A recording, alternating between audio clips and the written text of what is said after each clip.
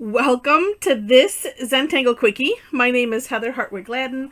I'm a certified Zentangle teacher, and today we're going to take a look at the Zentangle original tangle called Chartz. So I actually had a different one planned. I'll probably do it tomorrow or another day, and I was looking at something and that had Easter eggs on it, and I was like, oh, I need to do Chartz because on a lot of times patterns on Easter eggs would be a zigzag and some dots. And this has both. So I'm like, oh, yes, we need to do this one. All right. So it starts off, as I mentioned, with the zigzag. So however you want to draw this zigzag, I'm going to go, I'm going to go diagonal because obviously that's where my brain is. Oh, wait. Somehow that pen just snuck into my space. There we go. Okay, I'm trying to keep these ones that are kind of on their last legs out of my way for other things like filling in. All right, so zigzag. And this, it is kind of helpful to have it be narrow. Guess what? Does it have to be like a straight across something? Nope. Oh, and let's hear. That one would kind of come here. Okay, however you want to do it. Okay. Then we're going to aura-ish. Well, no, we're going to aura. Just the top of this zigzag.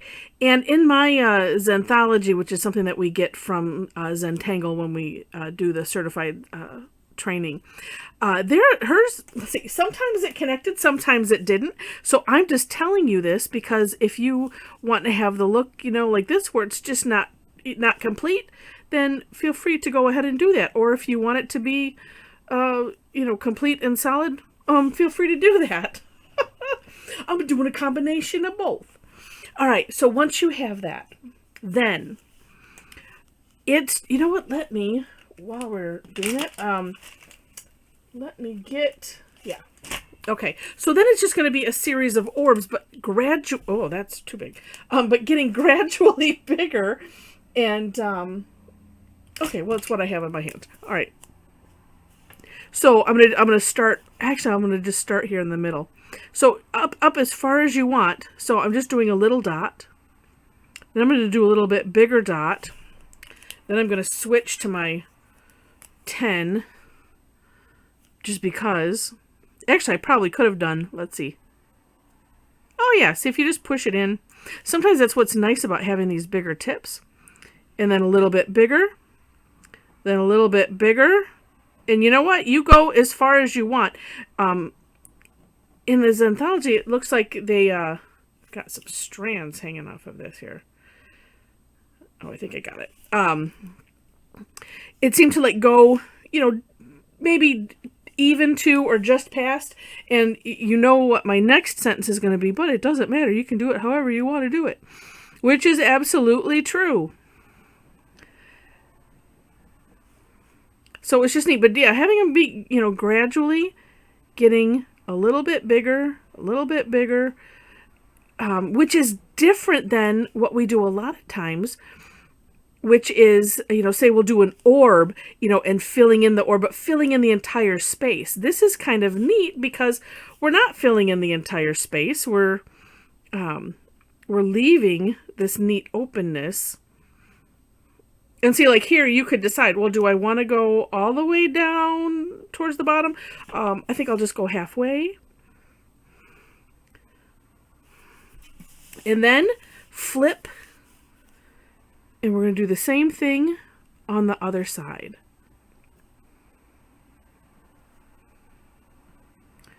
I'm getting too big too quick. There we go.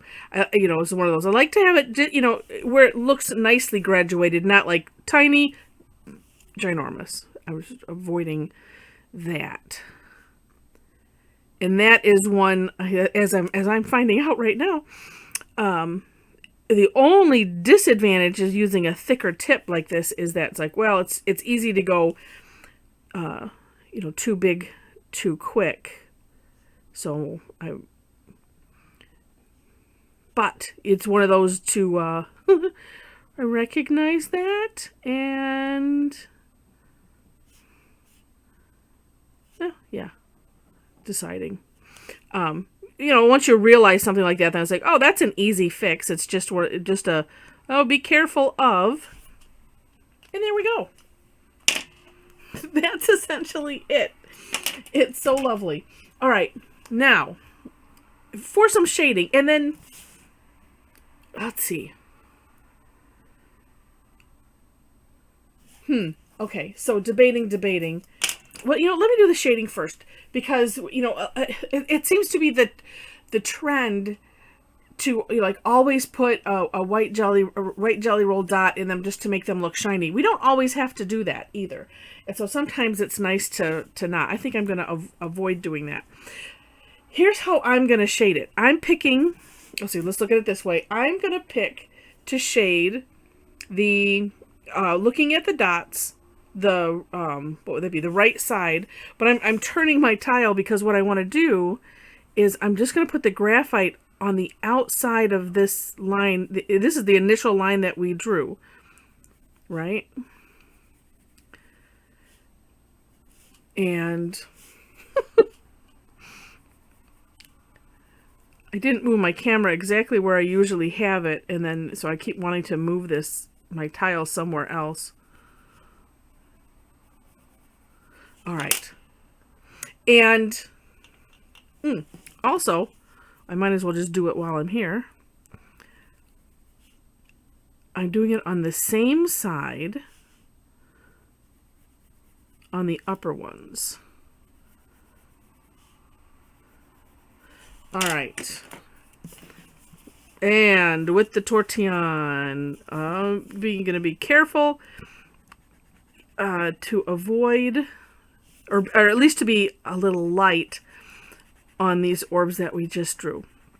If you are using Zentangle original tiles, they are lovely. But the one challenge is if the ink is still a bit wet. Actually, then that one just kind of, I spread the ink out a little bit.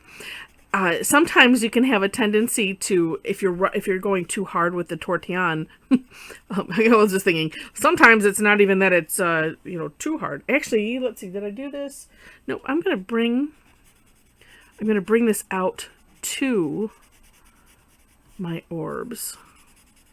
And I'm trying to be careful not to go over them, because it's like I don't want to grab. What will happen, as I was starting to say, it'll kind of grab the paper and the ink, and so it's just not fun. Oh, you can barely see that. Let me dim a little bit. And then it's trying to adjust, which it just does so lovely. All right, I did go a little bit light here.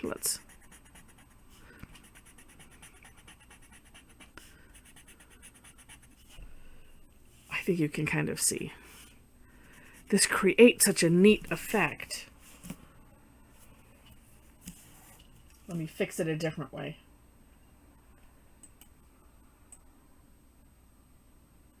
There we go. There we go. That helps a little bit. Okay, but I didn't do the other side, so I only did this. Let me move my tile a little bit. Now, when we're using the tortillon, and even the pencil too, I remember hearing Rick say, put the tip of your pencil, and the same thing goes with the tortillon, where you want it to be the darkest. And it just, it just helps. It also helps, when you're trying to not go over a certain line, to put the tip on that line, so that way it helps. It helps to not go over it. Okay, oh, there we go. Look at how that popped. That is neat.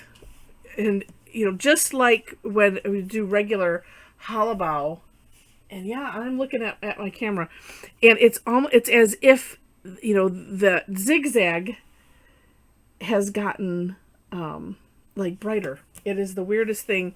I remember seeing an article somewhere about how to make your white look whiter. It was an art article, and I think what caught my eye was, or maybe I was searching on shading or something, and it mentioned, put some gray around, and then all of a sudden it brightens it up. And it's like, hey, yes, that's true. So amazing. So there we go. That is Chartz. And in my step out there, I did put in an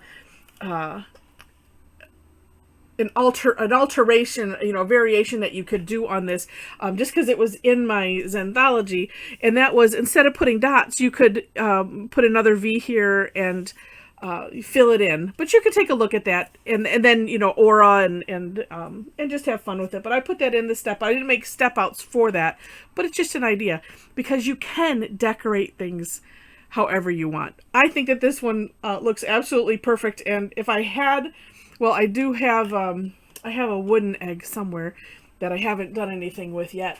But if I was decorating eggs, there it is. I don't know what I'm saving that for.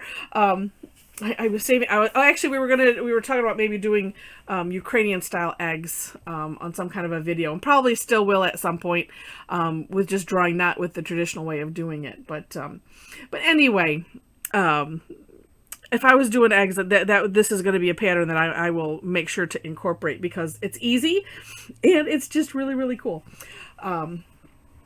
So with that, thanks so much for watching. If you enjoyed the video, would love to have a thumbs up. Feel free to share it with your friends. And if you have not subscribed yet to the channel, I would warm my heart if you would be a subscriber to the channel. And in the description section are where I have the step outs, as well as ways to connect with me. So if you enjoy my style, would love to have you join in sometime. I do classes every week. I do a free class every week. And then I have some other ones that have a fee. I do have one additional one. It's actually on a Tuesday, different than my regular Thursday schedule. Usually we call it Tough Tangle Tuesday, where we look at some of the little bit tougher ones, or just more involved ones. So anyway, we have a lot of fun. Information is on my website, or at least ways to connect, and feel free to connect, ask questions, and would love to tangle with you. So with that, thanks so much for watching, and I wish you happy tangling.